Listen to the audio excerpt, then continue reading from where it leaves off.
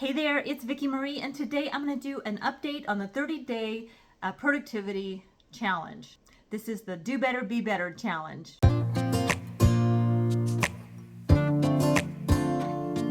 Now I'm doing this video in collaboration, this challenge in collaboration with Lori at Lori F&M Lifestyle. And we're doing a weekly video, and you are invited to join. It's not too late, even if you're watching this at the end of the month or maybe 6 months later. You can still play. Just set some goals for yourself or a goal for yourself to achieve in the next 30 days and play along. We have a playlist down below, and you can go there for support and for motivation and join in the comments.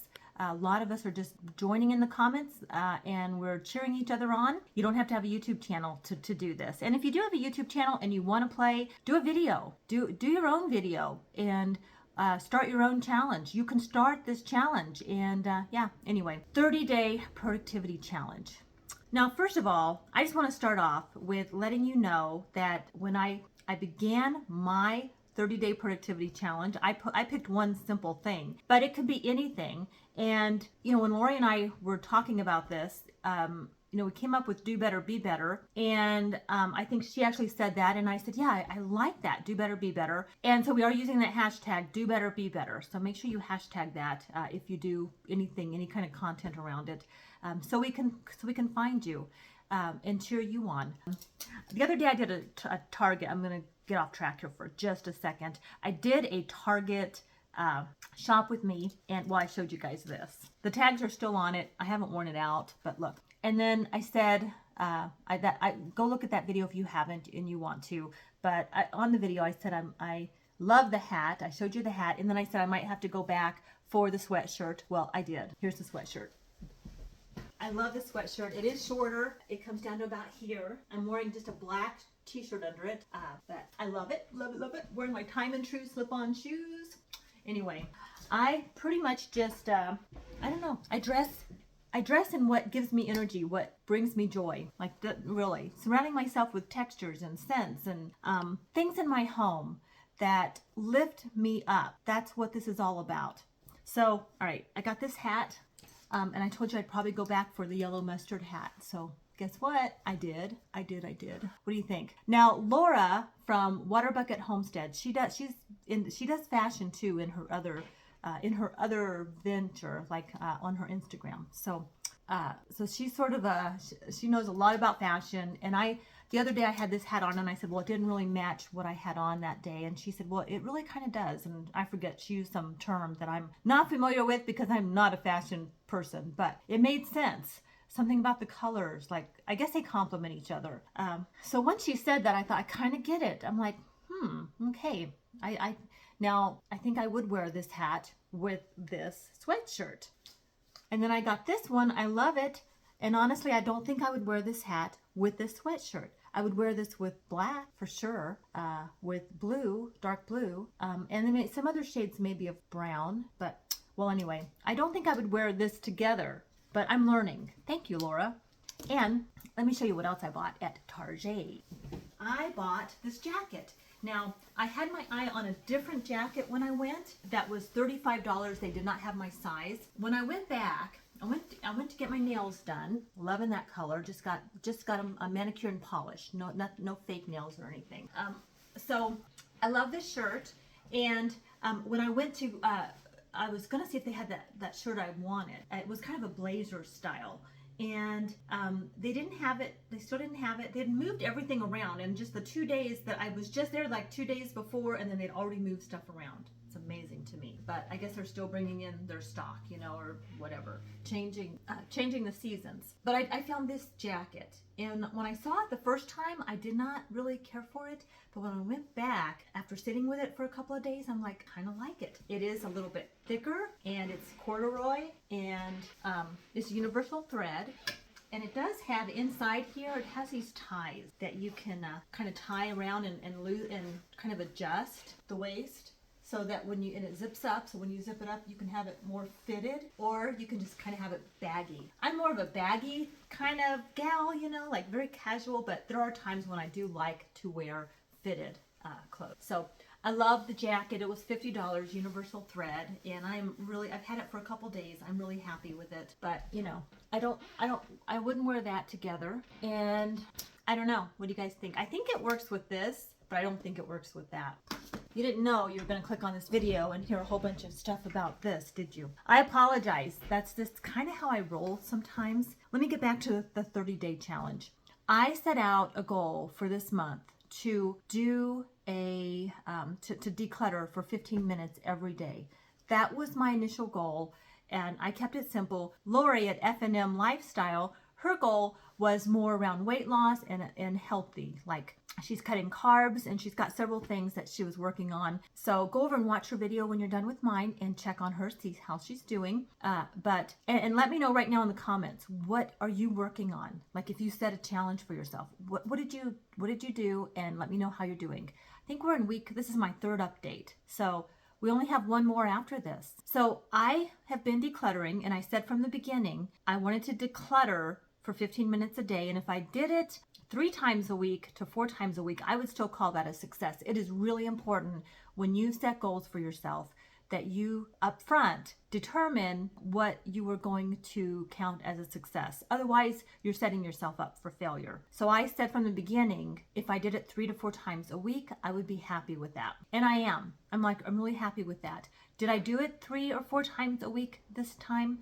Yes, I did 3 days. So what I'm finding is I'm not an overachiever on this challenge. I would say I'm doing the minimal amount. Maybe I should have raised the bar on the minimum and said maybe 5. If I would have said I will be a success if I do at least 5 days a week, maybe I would have done 5 days a week. I think I would have. I think it's because I said minimum 3 days a week, I would still call that a success. It's sort of like that kind of gave me a pass to not push myself so hard, and I haven't been. I've gotten a lot decluttered though. I'm moving slowly. I've been working in my basement, working on a bunch of stuff from my kitchen. That has really helped me because now when I open my cupboards, more and more, I have less stuff. It's easier to get to things, and I'm kind of straightening as I go. Like, that's the other thing. Rather than like setting a timer and say, I'm going to declutter for 15 minutes today, like I'll just go into a cupboard, and if it's cluttered, I will sort of organize it, declutter it right there and then, kind of responding in the moment. That's a coaching term. That's like a coaching term we used to use. I used to use it a lot. Learn to respond in the moment. What is needed in the moment? Well, that has been helping me. So even though I haven't been technically setting a timer and saying go schedule for declutter for 15 minutes a day, it has really helped me to just be mindful. I'm aware of my goal. I'm aware of what I want to accomplish. The other thing is I know why I'm doing it, and I know how I want to feel. I don't want to be bogged down with clutter and stuff. I feel the weight. I mean, do you know what I mean?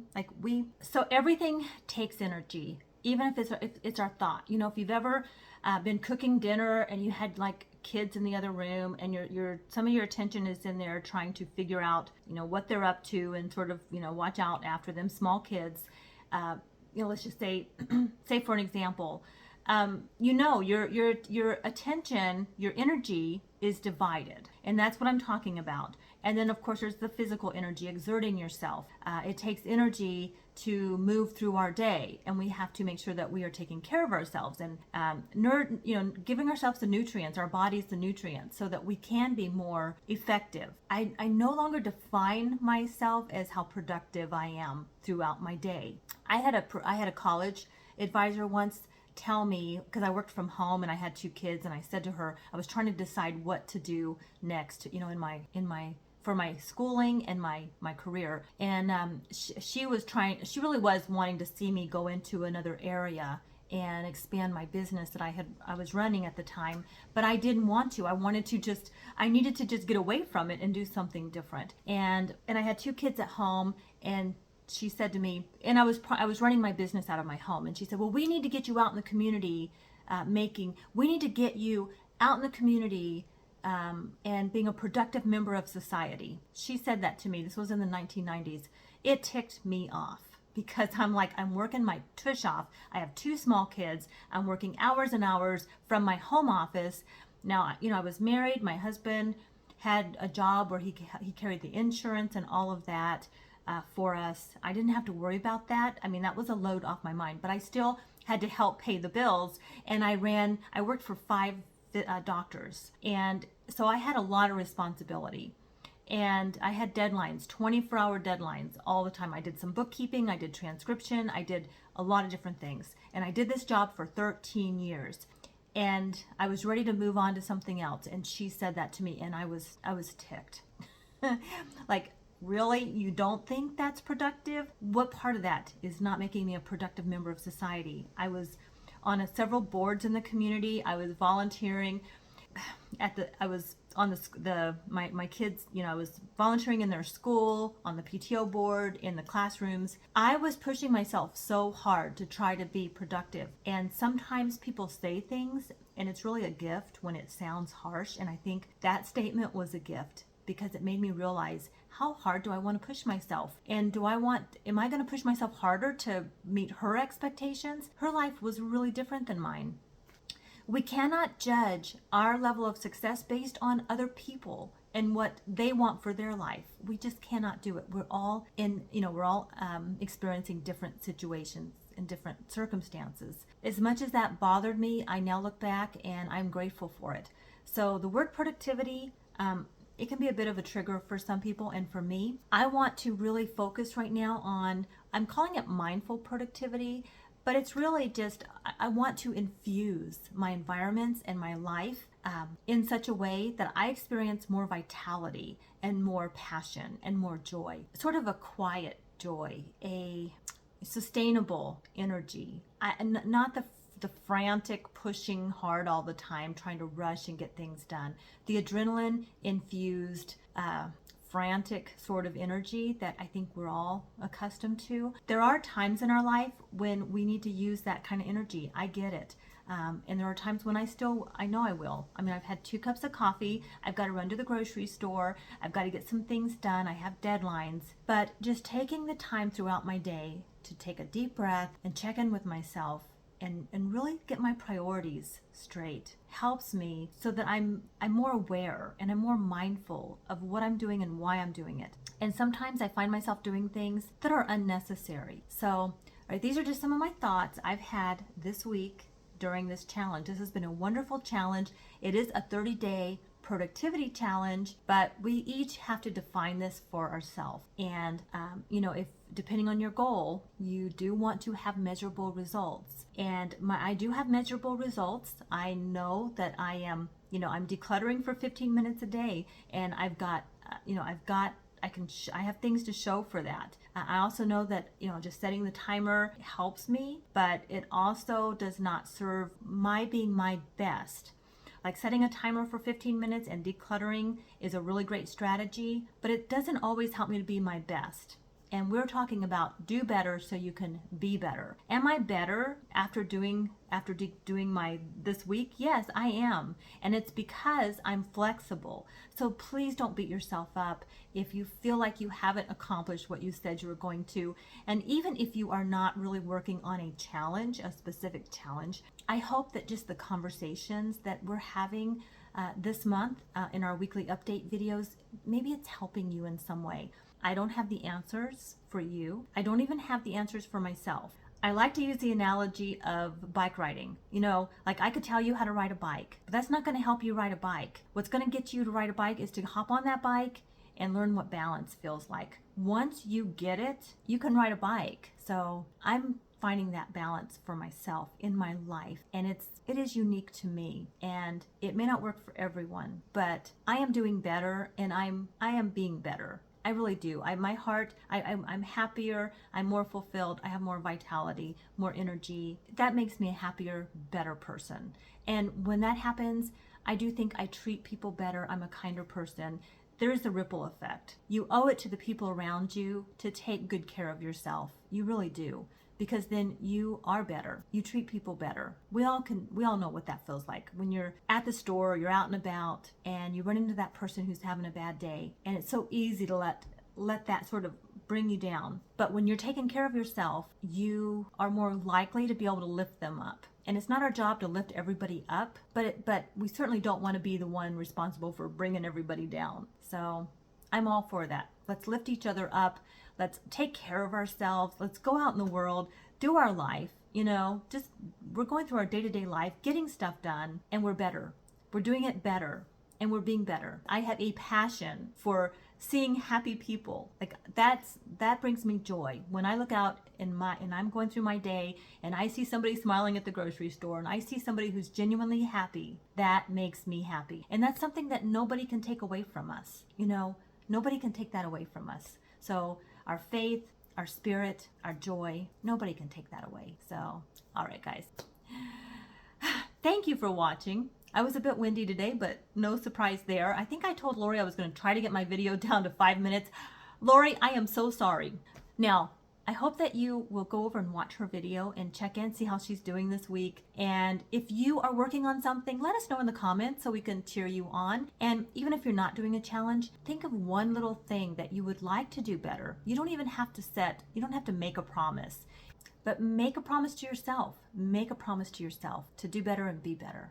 All right, guys, thanks so much for watching. I hope you're doing well. Take care. I'll see you on the next one.